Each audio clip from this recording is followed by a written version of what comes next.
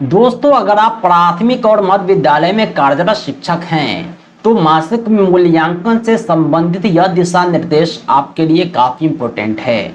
विद्यालय में वार्षिक अर्धवार्षिक मूल्यांकन के साथ साथ मासिक मूल्यांकन भी होगा। साल भर में 8 बार मासिक मूल्यांकन होने हैं। वह कैसे होगा, उसका गाइडलाइन जो जारी किया गया है उसके एक एक बिंदु को हम आपको समझाएंगे। यह मासिक मूल्यांकन आवश्यक ही नहीं अत्यावश्यक है। ससमय इसे संपादित करना आपका कर्तव्य है। पहले विद्यालय में परीक्षा होती थी, अब मूल्यांकन होता है। बिहार शिक्षा परियोजना परिषद द्वारा इसे संपादित किया जाता है।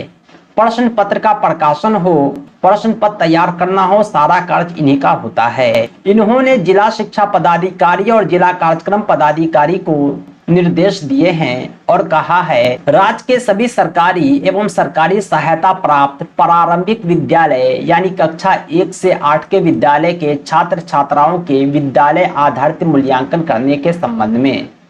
इसमें उन्होंने कहा है कि राष्ट्रीय शिक्षा नीति 2020 के अनुसार स्कूली शिक्षा प्रणाली की संस्कृति में मूल्यांकन का उद्देश्य नियमित और रचनात्मक योग्यता आधारित छात्रों के लिए सीखने और विकास को बढ़ावा देने वाला और उच्चतर परीक्षण करने वाला कौशल विश्लेषण, आलोचनात्मक सोच और वैचारिक स्पष्टता को बढ़ावा देना है।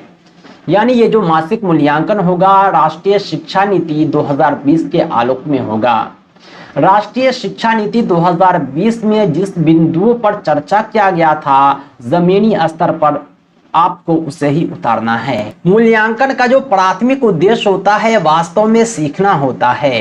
ये जो परीक्षा होती थी जिसमें बच्चे को फेल कर दिया जाता था, बच्चे डिमोटिवेट हो जाते थे, वैसा नहीं, बल्कि मूल्यांकन में बच्चे की कमियों को पहचानना है, बच्चे को सही मार्गदर्शन देना है ताकि वो सीख सके, क्योंकि मूल्यांकन का उद्देश्य सीखना है। यह शिक्षक और छात्र और संपूर्ण स्कूली शिक्षा प्रणाली को सभी छात्रों के लिए सीखने और विकास को अनुकूलित करने के लिए शिक्षण सीखने की प्रक्रिया को लगातार संशोधित करने में मदद करता है। यह शिक्षा के सभी स्तरों पर मूल्यांकन का अंतर्निहित सिद्धांत है। वैसे तो मूल्यांकन 2016-17 से ही प्रारंभ है। कक्षा 1 से 8 के सभी छात्र छात्राओं को सीखने के स्तर यानी उपलब्धि स्तर की जानकारी के लिए अर्धवार्षिक और वार्षिक मूल्यांकन किया जाता है। उसके अतिरिक्त जो है मासिक मूल्यांकन भी हुआ करता था, लेकिन अब यह मासिक मूल्यांकन प्रत्येक माह होगा, साल में कुल 8 बार होगा। अर्धवार्षिक वार्षिक मूल्यांकन जिस पीरियड में होगा उस माह मासिक मूल्यांकन नहीं होगा। गर्मी छुट्टी में मासिक मूल्यांकन नहीं होगा। कुल मिलाकर के कक्षा 1 से 8 के छात्र छात्राओं का जो मासिक मूल्यांकन होगा वो अप्रैल, मई, जुलाई, अगस्त, अक्टूबर, नवंबर, जनवरी और फरवरी माह में किया जाएगा। इस प्रकार कुल 8 विद्यालय आधारित मूल्यांकन किए जाएंगे। कहने का मतलब यह है कि ये जो मासिक मूल्यांकन होगा पूर्णतः विद्यालय आधारित होगा। आपको खुद ही मूल्यांकन करना है, खुद ही कॉपी की जांच करनी है।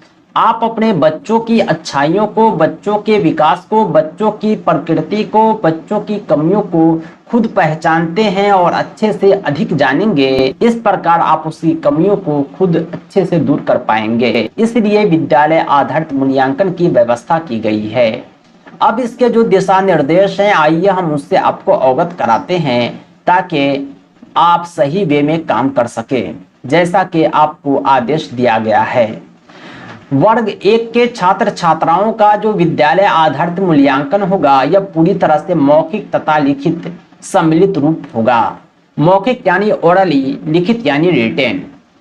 वर्ग 2 से 8 के छात्र छात्राओं का मूल्यांकन लिखित होगा, यानी 2 से 8 के छात्र छात्राओं का मूल्यांकन लिखित होगा, ओरली नहीं होगा। मासिक विद्यालय आधारित मूल्यांकन गैर वित्तीय गतिविधि के रूप में संपादित होगा, यानी इस मूल्यांकन में कोई पैसा खर्च नहीं किया जाएगा। विभाग की ओर से न प्रश्न पत्र छापे जाएंगे, न कॉपी भेजे जाएंगे, बल्कि सभी छात्र छात्र के पास मासिक विद्यालय आधारित मूल्यांकन के लिए अलग से नोटबुक अभ्यास पुस्तिका होगी। यानी छात्र अपने पैसे से नोटबुक अभ्यास पुस्तिका खरीदेंगे और उसमें केवल और केवल मासिक मूल्यांकन की तिथि को दिए गए प्रश्न पत्रों का उत्तर ही लिखा जाएगा। यानी उस नोटबुक में CWSW नहीं होगा, मासिक मूल्यांकन के प्रश्नों के ही सॉल्यूशन होंगे। वर्ग 1 से 5 के लिए मासिक विद्यालय आधारित मूल्यांकन को पूर्ण करने की जिम्मेवारी वर्ग शिक्षक की होगी तथा 6 से 8 के मूल्यांकन की जिम्मेदारी विषय आधारित शिक्षक की अथवा उसकी अनुपस्थिति में विद्यालय प्रधान की होगी।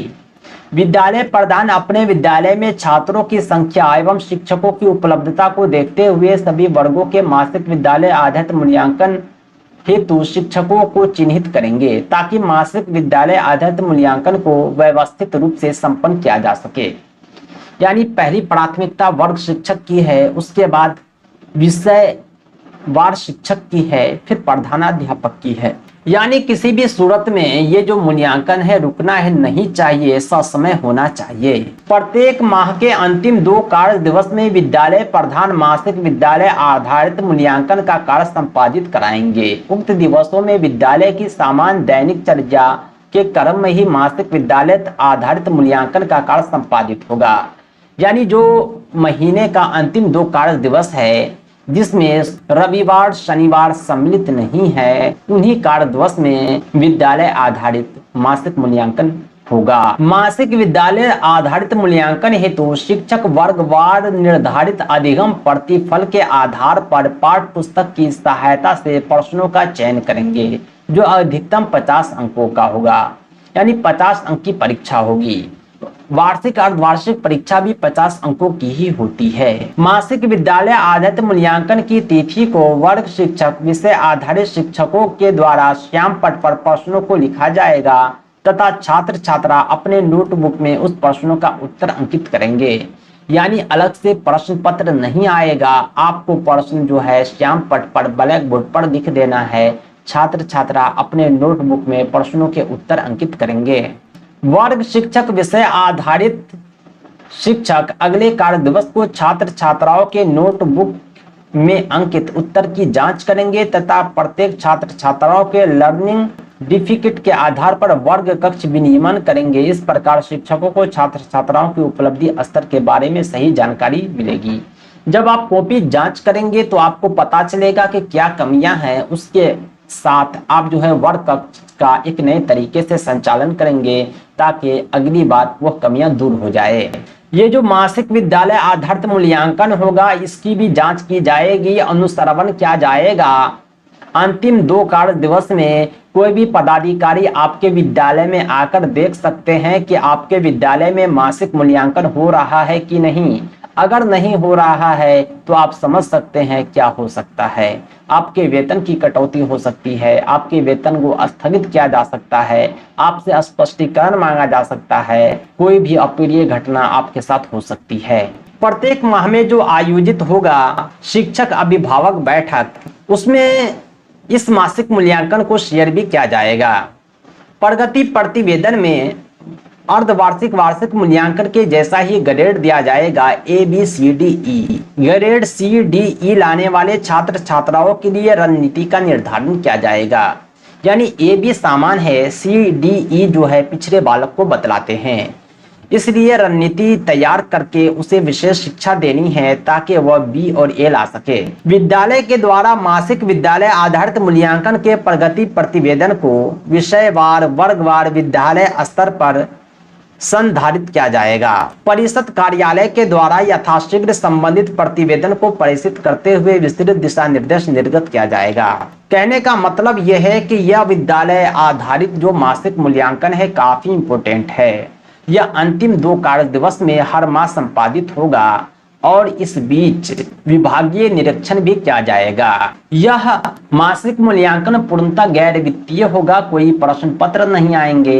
प्रश्न जो है आपको श्याम पट पर लिखने हैं, बच्चे अपनी ही कॉपी में इसके उत्तर लिखेंगे और जिस कॉपी में उत्तर लिखेंगे उसमें हर माह बच्चे मासिक मूल्यांकन में ही उपयोग करेंगे। दोस्तों उम्मीद करता हूं कि यह वीडियो आपके लिए हेल्पफुल होगा। आप हमारे चैनल को सब्सक्राइब करें ताकि इसी तरह के यूजफुल वीडियोज आपको मिलते रहे। अगर आप टेट सीटेट और टीचिंग एग्जाम की तैयारी कर रहे हैं, BPSC टीचर रिक्वायरमेंट एग्जाम का PDF नोट्स चाहते हैं तो आप हमसे जरूर संपर्क करें। हमारा संपर्क सूत्र है 7631314948। इस नंबर पर आप कॉल भी कर सकते हैं, व्हाट्सएप भी। बहुत बहुत धन्यवाद। Thanks for watching.